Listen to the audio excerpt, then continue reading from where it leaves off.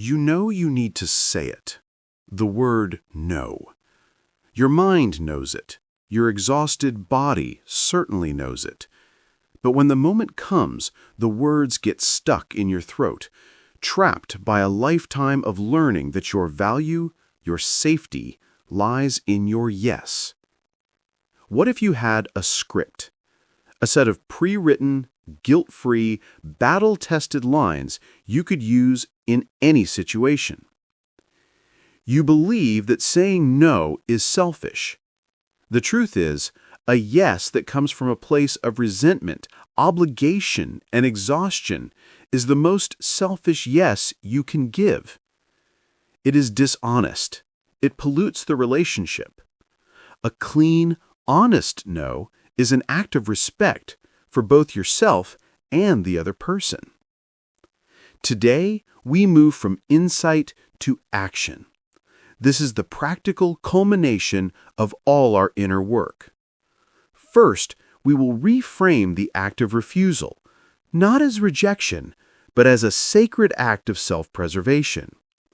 Then, I will give you your toolkit, 5 tangible, word-for-word scripts to set boundaries with grace and firmness. And finally, we will prepare for the emotional aftermath with a simple ritual to manage the wave of guilt that will surely follow. This is not a lecture. This is an armory, a practical guide to protecting your peace. It is time to find your voice. To begin this practice of sacred honesty, I invite you to declare your intention. Share your readiness in the comments below. Write, "My voice matters." Before we learn a single script, we must first perform a sacred act of alchemy. We must take the word no, a word that feels like a weapon, like a rejection, like a failure, and we must transform it in our minds into what it truly is, an act of profound self-love, an act of radical honesty. Let's be very clear about the core concept. Every time you say a sacred no to an external request, you are not just refusing something. You are saying a powerful yes to something far more important. You are saying yes to your own well-being. You are saying yes to the needs of your inner child. You are saying yes to your own peace, your own energy, your own soul. A no to them is a yes to you. This is the fundamental reframe that all true boundary work is built upon. Let's look at the energy equation of this.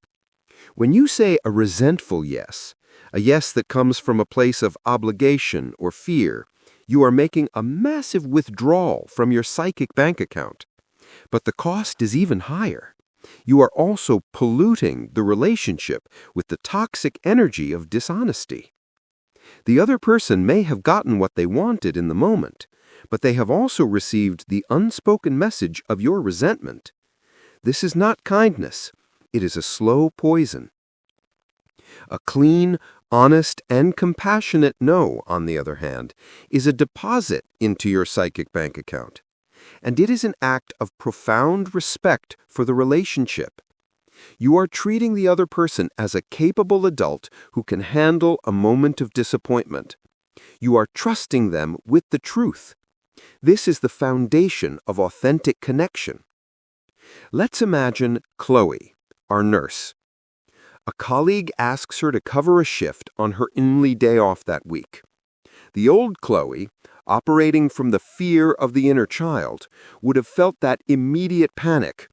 The primal contract would activate. My needs are a burden. Her happiness is my responsibility. She would have said yes, even as her entire body screamed no. And she would have spent her extra shift feeling exhausted, bitter, and resentful toward her colleague. The poison would begin to seep in. But the new Chloe, the one who is learning to reparent herself, pauses. She understands why this feels so hard. She knows that this is not just about a shift. She is breaking a lifelong survival strategy. The old contract, the one that said, "My agreeableness equals my safety," is being challenged, and the inner child is terrified. So the first thing she does is an internal act of love. She remembers the work from our last conversation. She places her hand on her heart and whispers to that scared part of her, "I've got you. I know this is scary, but I am the adult now, and I will protect our rest. I will not abandon you." And from that place of inner safety, she can begin to reframe the no. Her no to her colleague is not an act of selfishness. It is a sacred yes to her profound need for rest and recovery. It is a yes to being a better nurse, a better mother, a better human being when she returns to work, because she will be replenished, not depleted.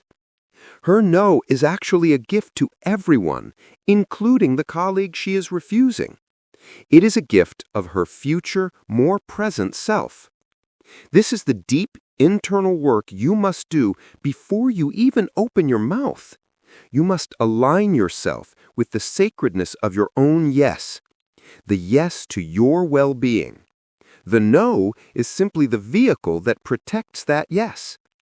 As the Jungian analyst Marion Woodman so wisely put it, the pregnant void is the space where the soul gets to be. Every no you speak creates a small pocket of that pregnant void, a space that is not filled with the demands and energies of others, a space where your own soul can finally breathe, a space where your own true desires can begin to emerge from the silence. Your refusal is not an empty act, it is a creative act. You are creating the space required for your own life to unfold. So when the guilt arises, and it will, remind yourself of this. This feeling is not the voice of truth. It is the echo of an old, expired contract.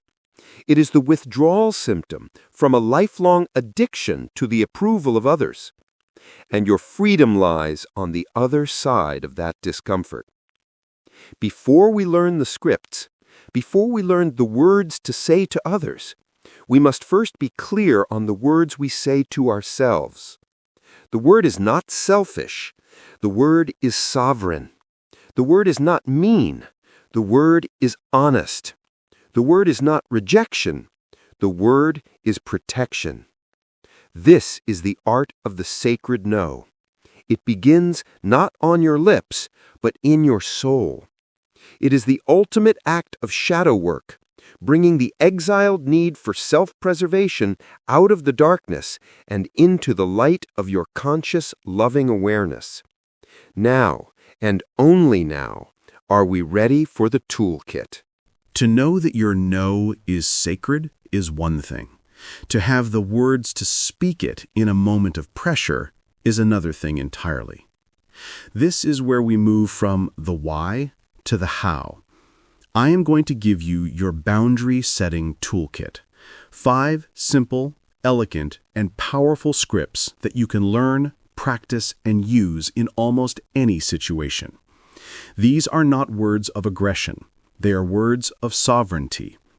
Let's begin with the most gentle and often the most useful. Script number 1, the gentle decline. The line is simply, "Thank you so much for thinking of me, but I won't be able to make that work right now." Let's break down why this is so effective. It starts with gratitude. Thank you for thinking of me. This immediately softens the interaction and validates the other person's request. It is firm but not aggressive. I won't be able to make that work. This is a statement of fact about your capacity, not a rejection of them. And it offers no justification. This is the most important part. You do not owe anyone a detailed explanation for your boundaries. No is a complete sentence. This script is the polite version of that sentence. The phrase "right now" also adds a layer of softness, leaving the door open for the future if you so choose. Let's imagine Chloe, our nurse, is asked by a parent at her child's school to bake 3 dozen cookies for the bake sale tomorrow. The old Chloe would have said yes, and then stayed up until midnight, exhausted and resentful. The new Chloe, armed with this script, can say, "Thank you so much for thinking of me, but I won't be able to make that work right now." That's it. It is clean, it is respectful, it is complete. Now for the moments when you are caught off guard and feel pressured to answer immediately. Script number 2, the need for time. This is the people pleaser's greatest ally. The line is, "Let me check my calendar and get back to you," or "Let me think about that and I'll let you know." This script is a sacred pause. It is a circuit breaker for the automatic yes response. The people pleaser's fawn response is triggered by the perceived urgency of the request. We feel we have to answer now. This script buys you the most precious resource you have, time. Time to step away. Time to check in with your body, with your inner child.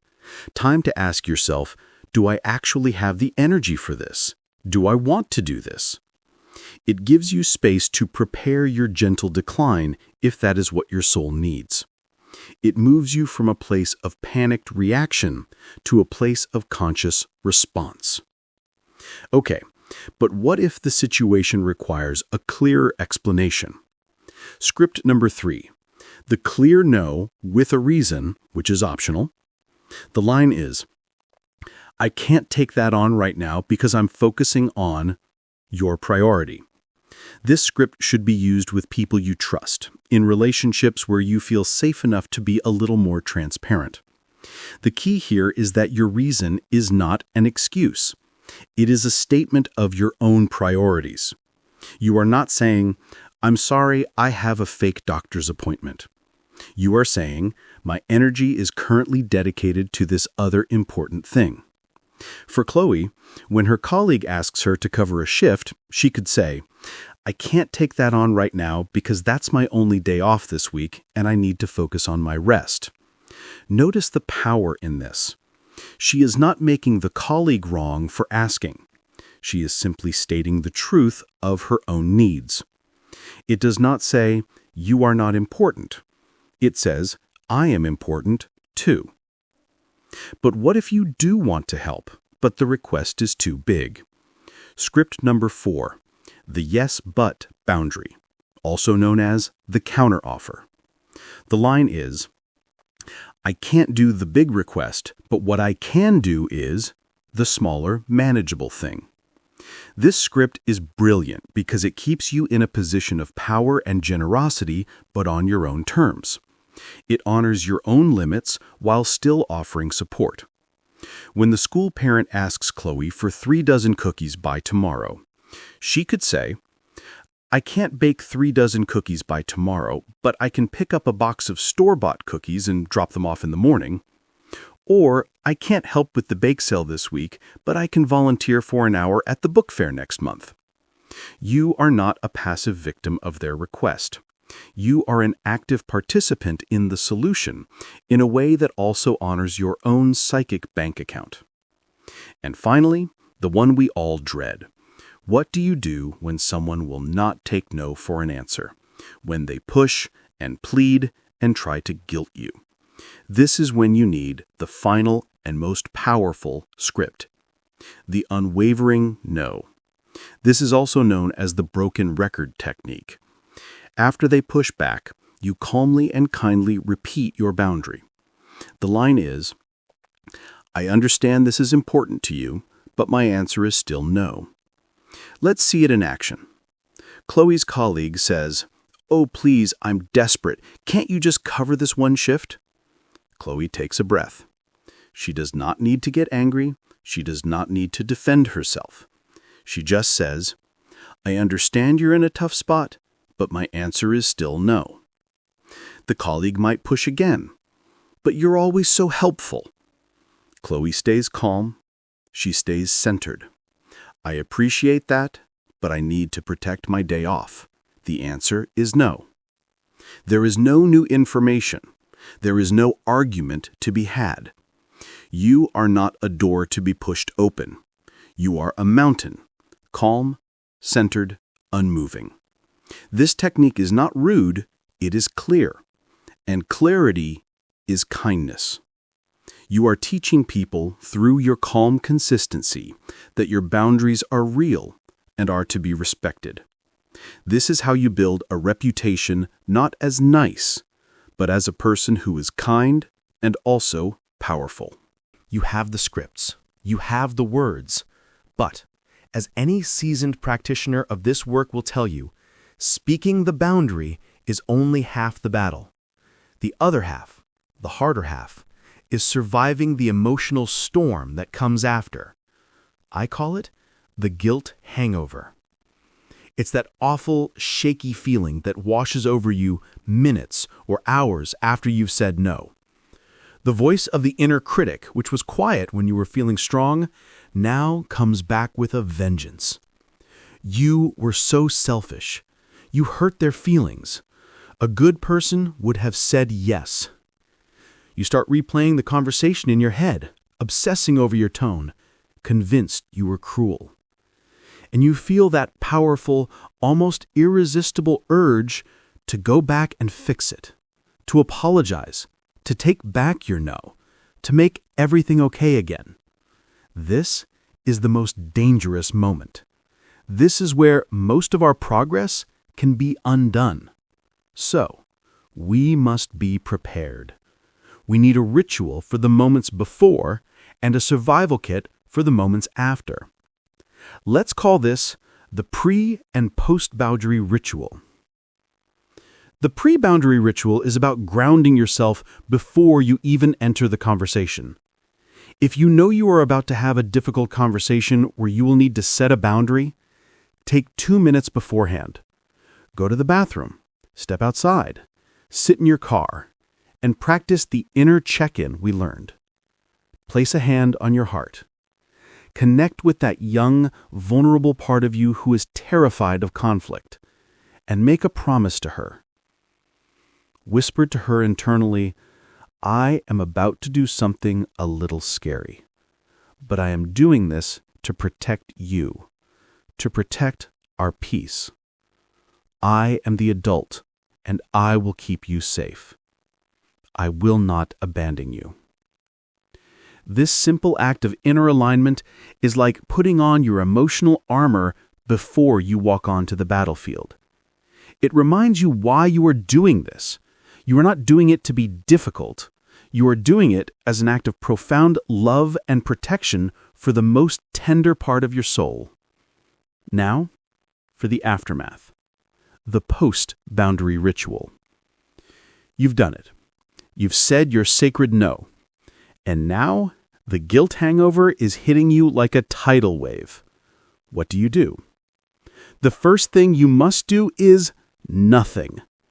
Do not react to the feeling. Do not immediately pick up the phone to apologize. Do not send a long, rambling text message explaining yourself. Those actions are driven by the child's panic. Your job, as the conscious adult, is to hold the space for that panic without letting it drive the car. Let's imagine Chloe. She has just used the unwavering no with her colleague. She feels a surge of pride followed immediately by a crushing wave of guilt. Her heart is pounding. She's convinced her colleague now hates her. Her first instinct is to text her, I'm so sorry, I know I sounded harsh. Maybe I can just cover the first few hours. But she remembers the ritual. Instead, she finds a quiet place. She puts her hand on her heart again. She feels the guilt, the anxiety, the shakiness. She does not fight it. And then she speaks a new truth to herself. She says silently, this feeling is the discomfort of growth. Let's repeat that. It is one of the most important sentences you will ever learn. This feeling is the discomfort of growth. Guilt in this context is not a signal that you have done something wrong. It is the signal that you have done something different. It is the sound of old neural pathways groaning as you carve a new one. It is the withdrawal symptom from an addiction to approval. It is the feeling of your freedom. And it will pass. So you sit with the feeling, you breathe with it, and you tell yourself, I am safe. I am allowed to choose myself. This feeling is temporary. You are not trying to get rid of the guilt. You are expanding your capacity to tolerate it. You are teaching your nervous system that you can feel this discomfort and survive, that you will not, in fact, be abandoned or cast out for having a boundary. Each time you successfully ride the wave of a guilt hangover without taking your no back, you are fundamentally rewiring your brain. You are building the muscle of self-loyalty. The next time, the wave will be a little smaller. The hangover will be a little shorter. Until one day, you will say a clear, kind, and honest no, and all you will feel is peace. The quiet, solid peace of a person who is finally at home in themselves. A person whose kindness is a choice, not a compulsion. A person whose generosity flows from a full well, not an empty one. That is the promise of this practice. That is the freedom you are walking towards. Today, we have done more than just talk about boundaries. We have armed you for them. We began by performing an act of alchemy, transforming the word no from a weapon of rejection into a sacred tool of self-preservation. We learned that a no to an external request is always a profound yes to your own soul. It is an act of honesty, an act of sovereignty, an act of love. You now hold in your hands a practical, powerful toolkit. 5 guilt-free scripts to navigate almost any situation with grace and clarity. The gentle decline for a simple and respectful refusal. The need for time, your sacred pause to break the automatic yes. The clear no with a reason for trusted relationships. The yes but boundary to stay in control while still offering support. And the unwavering no, your calm, firm mountain against pressure. And perhaps most importantly, we have prepared for the inevitable emotional storm that follows, the guilt hangover. You now have a ritual, a pre-boundary ritual to connect with and promise to protect your inner child. And a post-boundary ritual, a survival kit to help you ride the wave of guilt without undoing your brave work. You have learned to recognize that guilt not as a sign that you are wrong, but as the feeling of your own freedom being born. Imagine Chloe, our nurse, a few weeks from now. She is asked to take on yet another responsibility she does not have the energy for. She feels that old, familiar fear, but this time she is not empty-handed. She does her pre-boundary ritual. She aligns with her inner yes. She chooses a script, perhaps the gentle decline. She speaks the words. They are clear and kind. And then the guilt comes. But this time she does not panic. She does not reach for her phone to apologize. She is prepared.